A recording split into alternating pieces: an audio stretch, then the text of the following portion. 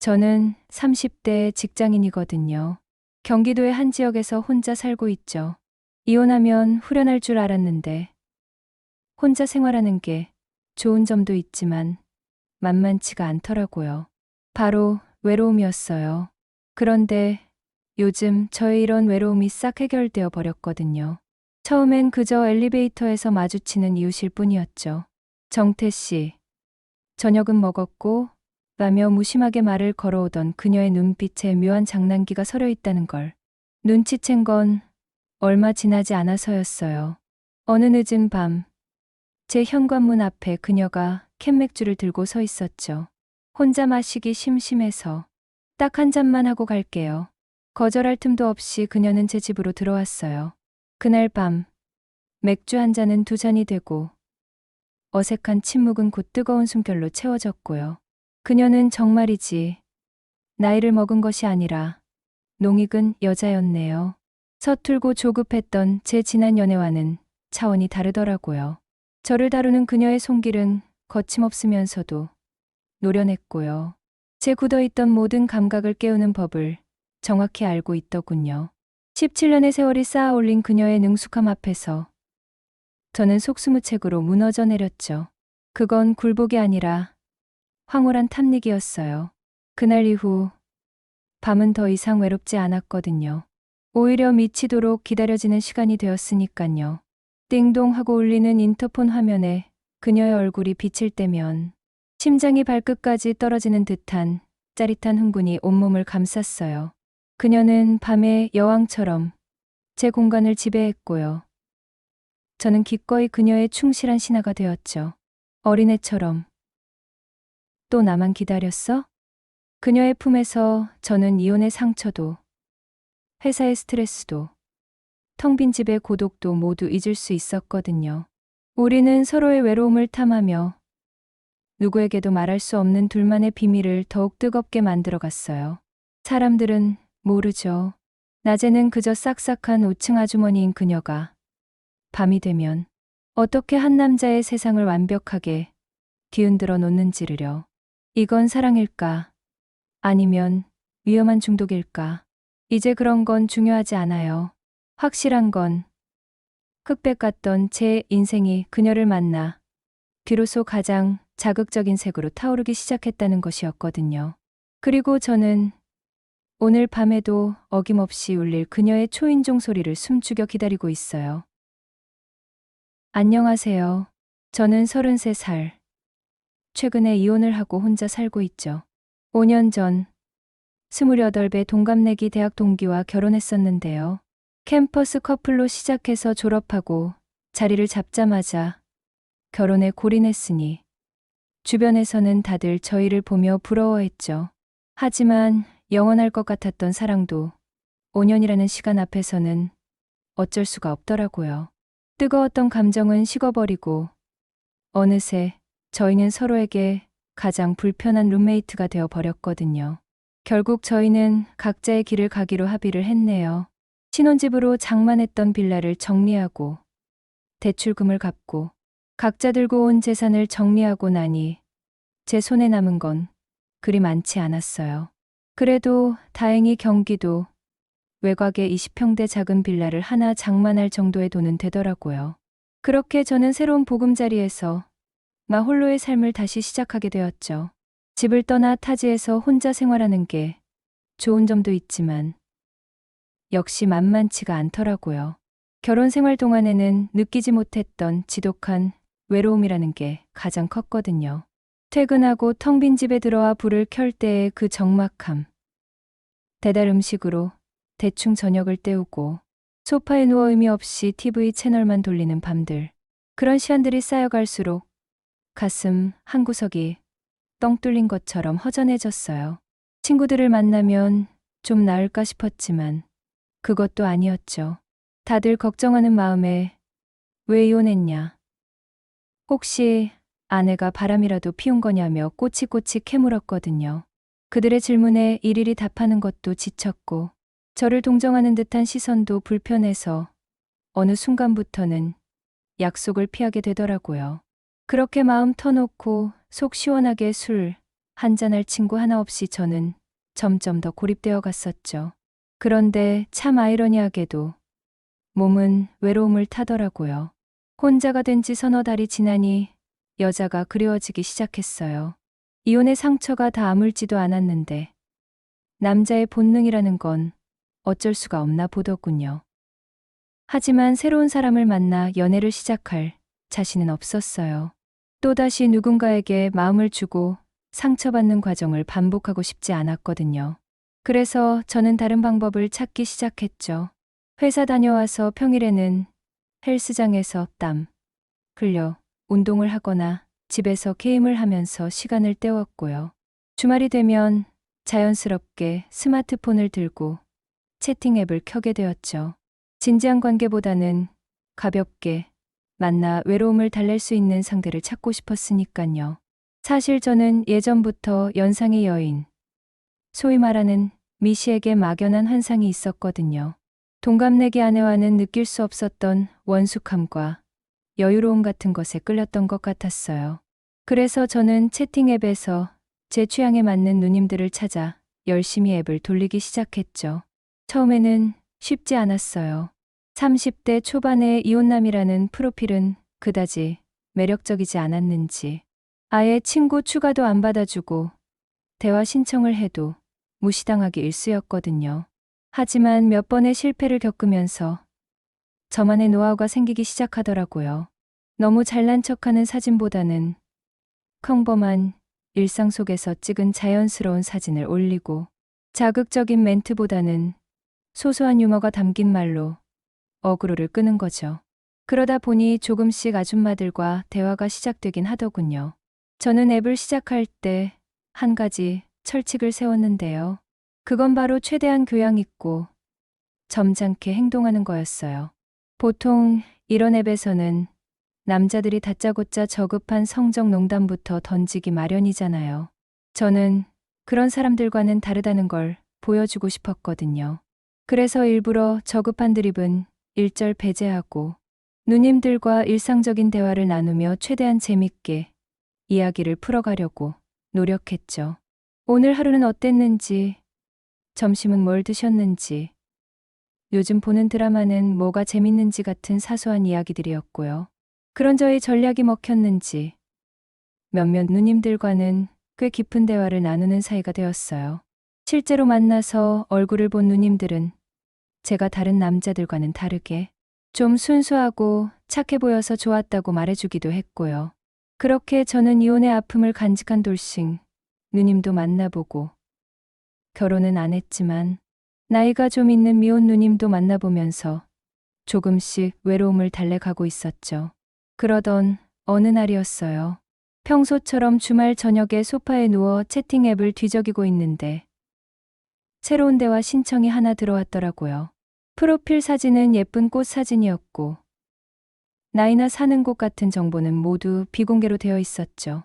보통은 정보가 없는 사람과는 대화를 잘 안 하는 편인데 그날따라 왠지 모르게 끌리더라고요. 오늘따라 심심하네. 말 잘 통하는 연하남 어디 없나라고 적힌 자기소개 글이 제 마음을 건드렸나 보았어요. 저는 곧바로 대화를 걸었고 의외로 이야기가 술술 풀리기 시작했죠. 제가 먼저 꽃을 좋아하시나 봐요. 프로필 사진이 참 예쁘네요라고 말을 건넸더니 상대방은 어머, 고마워요. 꽃보다 사람이 더 예쁜데라며 재치 있게 받아치더라고요. 그 한마디에 저는 이 사람이 도통내공이 아니라는 걸 직감했네요. 우리는 그날 밤 시간 가는 줄 모르고 대화를 나눴어요. 영화 취향부터 시작해서 좋아하는 음식, 여행 이야기까지 신기할 정도로 잘 통하는 부분이 많았죠. 무엇보다 그분은 제 이야기를 참 잘 들어주더라고요. 제가 이혼하고 혼자 지내는 게 외롭다고 털어놓자 그 마음 알지. 나도 혼자 지낸 지 꽤 됐거든이라며 깊이 공감해 주었고요. 대화가 무르익자 자연스럽게 조금 짓궂은 농담도 오가기 시작했어요. 제가 누님 같은 분이랑 시원하게 맥주 한잔하고 싶네요라고 슬쩍 떠보자 그분은 맥주만 마시게요? 난 더 좋은 것도 자신 있는데 라며 아찔한 답변을 보내왔죠. 야한 농담도 어쩜 그렇게 저급하지 않고 세련되게 잘 받아치는지. 저는 점점 더 그 사람에게 빠져들었거든요. 제가 이혼하고 혼자 지낸다고 하니까 그분이 그러더라고요. 정태 씨는 지금 진지한 연애보다는 심심할 때 만나서 외로움도 달래주고 남자로서의 자신감도 채워줄 수 있는 그런 여자가 필요하겠네. 내가 딱 그런 여자인데. 그 말에 심장이 쿵 하고 내려앉는 것 같았어요. 어떻게 이렇게 내 마음을 정확하게 꿰뚫어 보고 있는지 신기할 정도였죠. 먼저 플러팅 비슷하게 훅 들어오는데 그게 전혀 싫지가 않고 오히려 짜릿하게 느껴졌어요.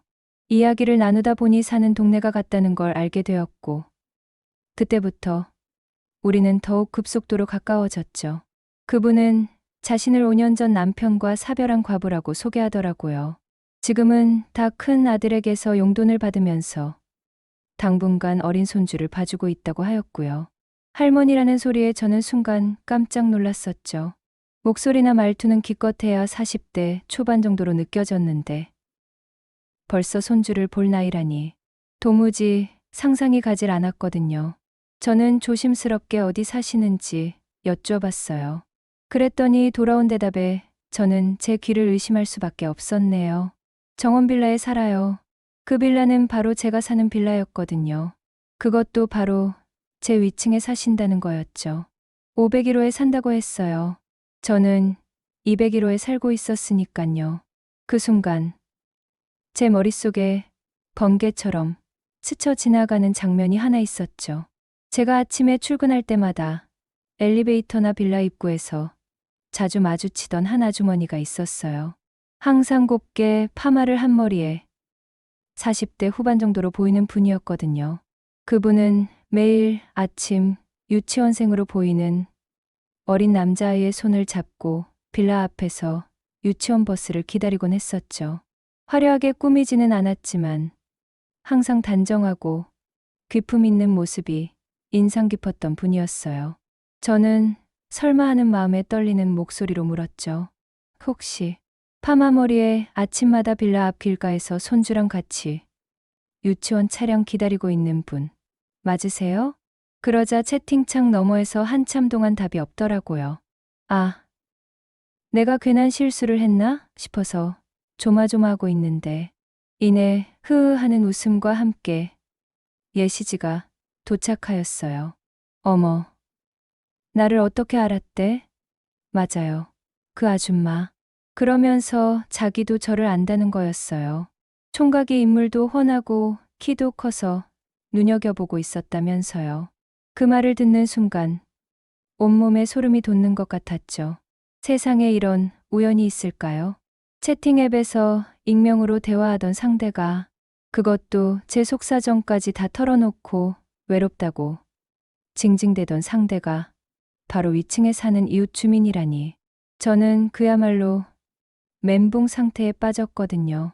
왜 이혼했는지부터 시작해서 여자가 그리워서 앱을 시작했다는 이야기, 미시 취향이라는 것까지 전부 다 말해버렸는데 그 모든 걸 듣고 있던 사람이 매일 아침 마주치던 그 아주머니였다니. 얼굴이 화끈거려서 터져버릴 것만 같았어요. 민망함에 더 이상 아무 말도 할 수가 없었죠. 그런데 그분은 저보다 훨씬 대담하고 적극적이더라고요. 제가 아무 말도 못하고 쩔쩔매고 있자 먼저 말을 걸어왔어요. 왜 그래요? 갑자기 꿀먹은 벙어리가 됐네. 동네 사람이면 더 좋은 거 아니야? 멀리 갈 필요도 없고. 아니, 그게 아니라 너무 민망해서요.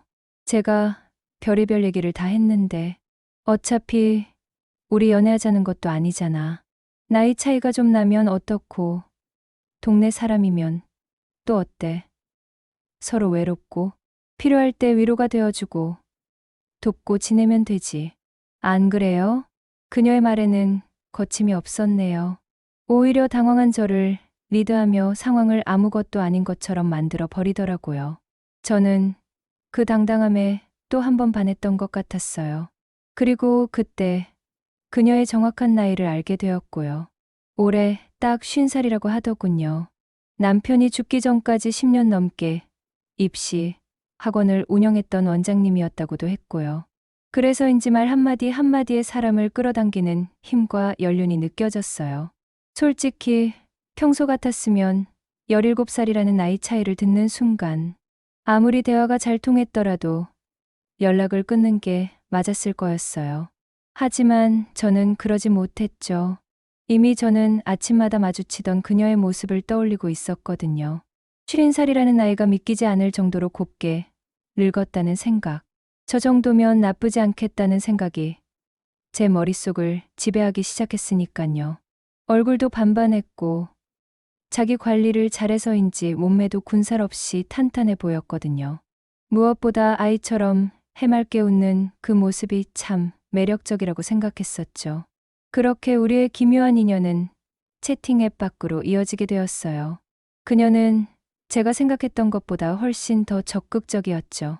자기는 저처럼 젊고 싱싱한 영계 한번 만나보는 게 소원이었다면서 모골적인 농담을 던지기도 했거든요. 처음에는 당황스러웠지만 그런 솔직하고 거침없는 모습이 오히려 저를 더 흥분하게 만들더라고요. 우리는 그 후로도 며칠간 채팅을 하며 서로에 대해 더 깊이 알아갔고 자연스럽게 주말에 저녁이나 같이 먹자는 약속을 잡게 되었죠. 드디어 그녀를 이웃 주민이 아닌 여자로 만나는 첫날이었어요.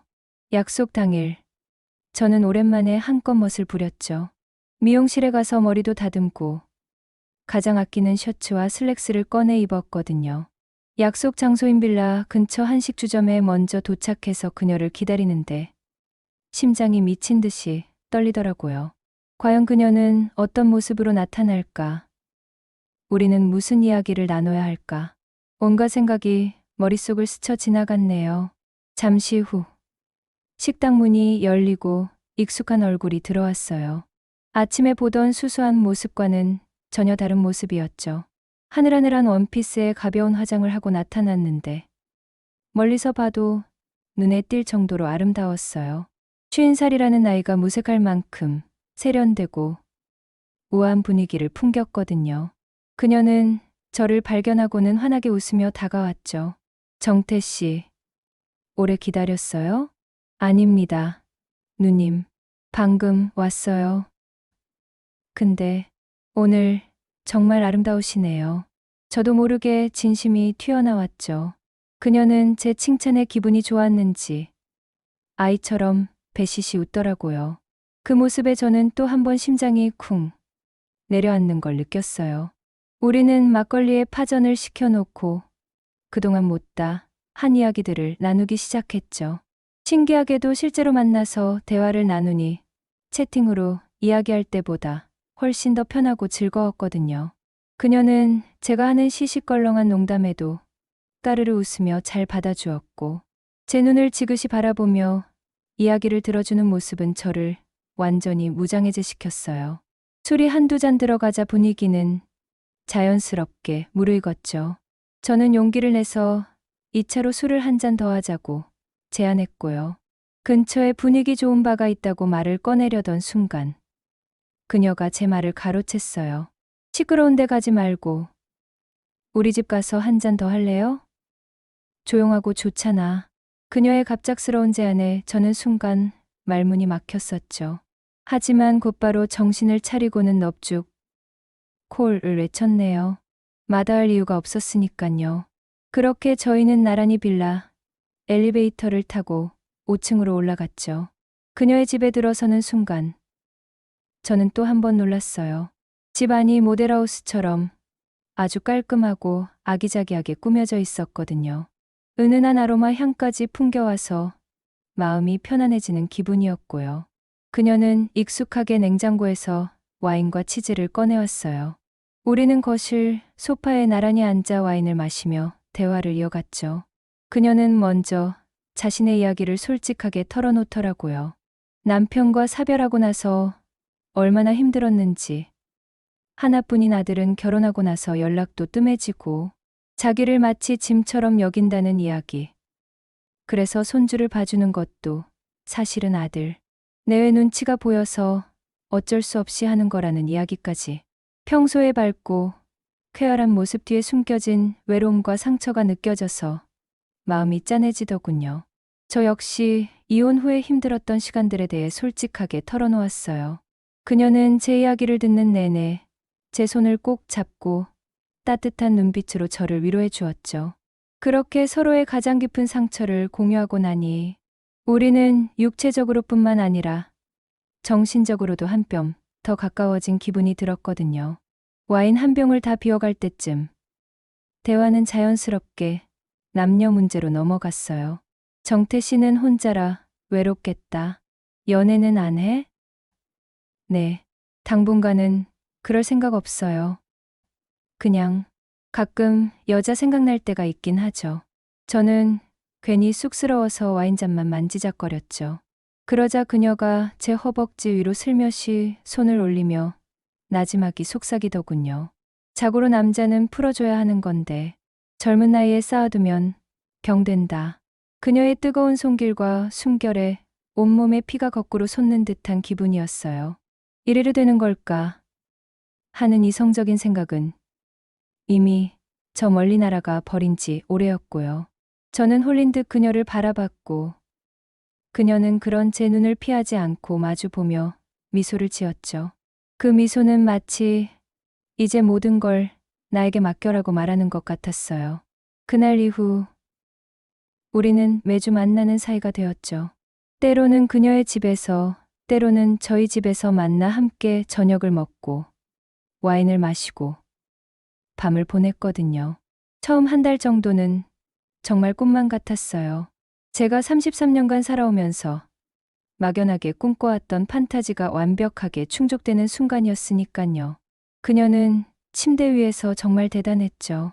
50살이라는 나이가 믿기지 않을 정도로 에너지가 넘쳤고 무엇보다 저를 어떻게 다뤄야 하는지를 너무나도 잘 알고 있었어요. 동갑내기 전처에게서는 단 한 번도 느껴보지 못했던 황홀경을 그녀는 제게 선물해 주었거든요. 또래보다 낫다는 수준이 아니라 그냥 차원이 다른 세계였죠. 흔히들 말하는 속궁합이라는 게 이런 거구나 싶을 정도로 저희는 정말 잘 맞았어요. 그녀는 항상 저를 먼저 배려해 주면서도 자신이 원하는 것을 표현하는 데에도 주저함이 없었고요. 그런 그녀의 리드에 몸을 맡기다 보면 저는 항상 정신을 차릴 수가 없었거든요. 그녀 역시 저와의 시간을 무척 만족스러워하는 것 같았어요. 정태 씨 덕분에 내가 요즘 다시 여자로 태어난 기분이야 라며 제 품에 안겨 행복한 미소를 지을 때면 저는 이 세상 모든 것을 다 가진 듯한 기분이 들었죠. 어떤 날은 어쩜 이렇게 힘이 좋아? 이러다 할머니 잡겠다라면서도 제 허리를 더 강하게 끌어안기도 했고요. 그런 그녀의 반응이 너무나 사랑스러워서 저는 더 거칠게 그녀를 몰아붙이곤 했어요. 그렇게 우리는 늘 서로를 탐닉하며 짜릿한 시간을 공유하게 되었죠. 그녀는 제가 힘이 좋다면서 어떤 여자를 만나도 몸만 섞으면 다 저에게 반할 거라고 칭찬을 해주기도 하는데요. 그 말이 사실인지는 나중에 다른 여자를 만나봐야 알 수 있겠지만 솔직히 지금은 다른 여자를 만날 생각이 전혀 없어요. 저는 지금 위층에 사는 그녀와의 이 비밀스러운 관계에 아주 만족하고 있거든요. 어쩌다 보니 시작된 인연이지만 저는 그녀와의 만남을 통해 이혼의 상처를 치유받고 남자로서의 자신감도 되찾을 수 있었죠. 그녀는 제게 단순한 섹스 파트너가 아니라 때로는 엄마처럼, 때로는 누나처럼, 또 때로는 친구처럼 저의 허전한 마음을 채워주는 소중한 존재가 되었거든요. 그녀 역시 저 때문에 인생을 다시 사는 기분이라며 저만 보면 한바구음을 지을 정도니 이보다 더 좋은 관계가 또 있을까요? 우연히 채팅 앱에서 시작된 이 기묘한 인연을 저는 앞으로도 오랫동안 소중하게 간직하고 싶은 마음이었어요.